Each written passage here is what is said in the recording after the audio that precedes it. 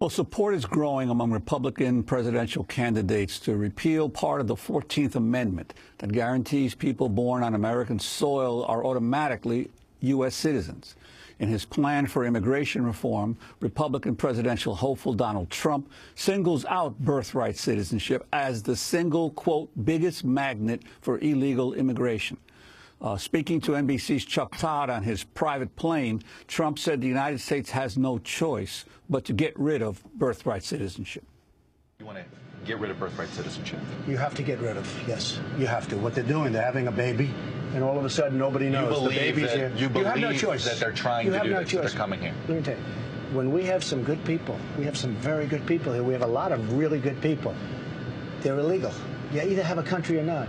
We go out, and we're going to try and bring them back rapidly, the good ones. That was Donald Trump, but he's not alone. Scott Walker, Chris Christie, Rand Paul, Lindsey Graham, these presidential Republican candidates all support ending birthright citizenship. Joining us from Washington, D.C.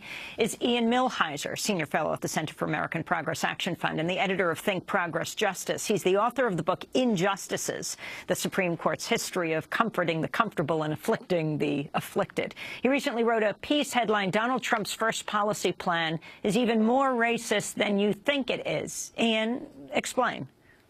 Sure. So this idea of eliminating birthright citizenship, this goes back to the worst Supreme Court decision in American history, the Dred Scott decision. Dred Scott said that citizenship is something that essentially is a hereditary right. It flows from people who are the sort of people who were citizens at the founding. And if you have the right bloodline, then you get to be a citizen. If you don't have the right bloodline, and what they meant in Dred Scott was the descendants of African slaves, then you don't get to be a citizen.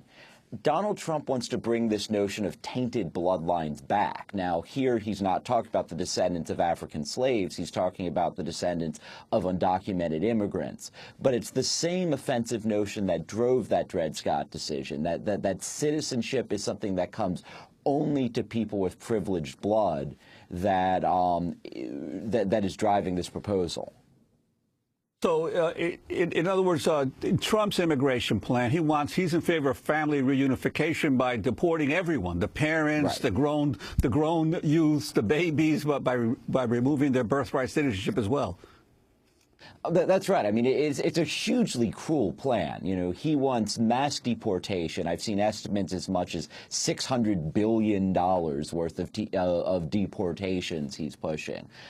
He wants, one way that he said, I mean, there's so many cruelties laden in this proposal. One thing that he wants to do is to get rid of remittances, where families come over to the United States, or part of a family comes over to the United States, they work, and then they send money back to their abysmally poor families in the nation they came from. He wants to get rid of that. So, you know, his idea here is to hold families together in abject poverty, and then, of course, to keep them from being able to be in the United States while they're suffering through that poverty. Let's go to another aspect of Donald Trump's immigration plan. He told NBC's Chuck Todd the executive order on the DREAM Act would be rescinded under his presidency as well. What do you do about the DACA order now, where you've had this grant for the DREAM Act, however you want to refer to it, the executive order that the president the executive order gets rescinded. One good thing you'll rescind that one too. One good thing you'll rescind the DREAM Act executive order. Have to. DACA. We have to make a whole new set of standards, and when people come in, they have to come in. You're going to split up families. Chuck, you're going to deport children. Chuck, no, we're going to keep the families together. We have to keep the families together. But you're going to keep them together out. But they have to go. What if they have no place to go? We will work with them. They have to go. Chuck, we either have a country or we don't have a country. That's Donald Trump speaking to Chuck Todd. That's right. Keep immigrant families together, deport them all. Well, shortly after Donald Trump released his immigration reform proposal, Republican presidential candidate Wisconsin Governor Scott Walker also came out in support of changing the Constitution, rescinding birthright citizenship, during an MSNBC interview with Casey Hunt.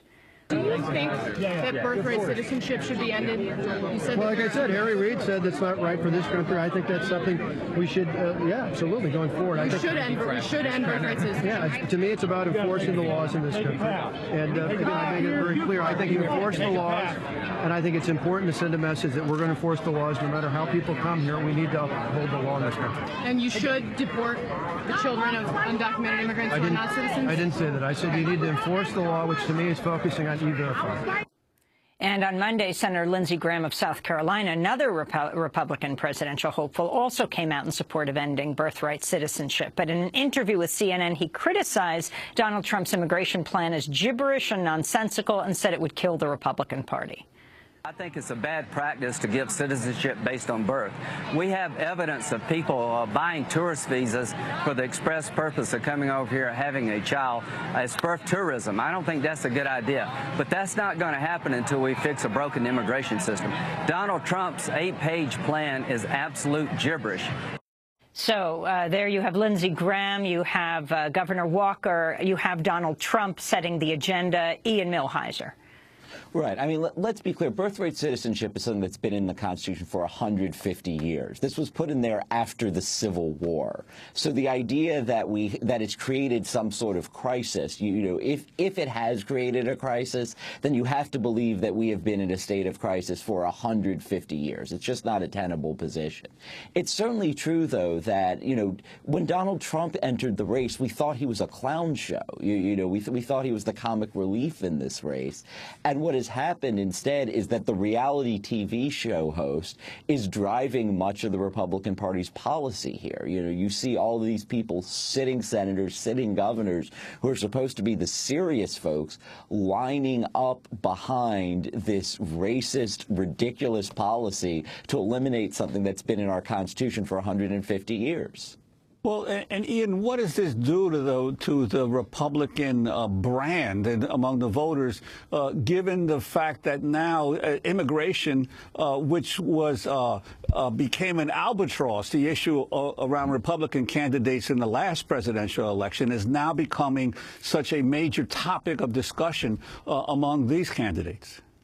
Right. I mean, I think ultimately that's up to the voters. I mean, I have a good friend who's a DACA recipient, and I want her to be able to continue to work and continue to live in this country. So it would hurt me if Donald Trump got his way. There are a lot of families who would be even more hurt if they discovered that their brothers, their sisters, their children, their parents were going to be deported by this policy. So I hope that voters are going to look at this, and many of them are going to recoil because they're going to realize what's going to happen to them, their friends, and their families if these policies go into effect. But ultimately, you know, this election's always going to come down to turnout, and it depends upon whether voters look at these policies that aren't just Trump's policies now, that are fast becoming the policies of the Republican Party, and say, you know, I need to make sure that I turn out at the polls and I have my say in what's going to happen here. Well, speaking to CBS on Tuesday, Republican presidential candidate Jeb Bush dismissed Trump's immigration proposal, saying that birthright citizenship was a constitutional right. That's a constitutional right. And Mr. Trump can say that he's for this because people are frustrated that it's abused. And we ought to fix the problem rather than take away rights that are constitutionally endowed. Ian, Jeb Bush here separating himself from the pack? Somewhat. I mean, you know, Jeb did take a slightly more moderate position, although if you read his whole statement, what he essentially said is, look, amending the Constitution is too hard. At one point he said that if he had a magic wand, there's 10 different things he'd do to change the Constitution. But because it's too hard to amend it, he instead wants to look for ways to crack down on immigration that he can do without amending the Constitution. So, you know, I think that Jeb's bringing more of a practical lens in the sense that he's saying, look, like, this is a very difficult way to go about our shared goal of making life more difficult for immigrants. But it doesn't change the fact that his goal, and, you know, what he said throughout that is, here are all these other ways that I want to crack down on immigration. Well, Ian Millhiser, I want to thank you for being with us, Senior Fellow at the Center for American Progress Action Fund, editor of Think Progress Justice. His book, Injustices, the Supreme Court's History of Comforting the Comfortable and Afflicting the Afflicted. When we come back, we'll be joined by the two-time Pulitzer Prize-winning former New York Times reporter David K. Johnston. He's got 21 questions for Donald Trump. Stay with us.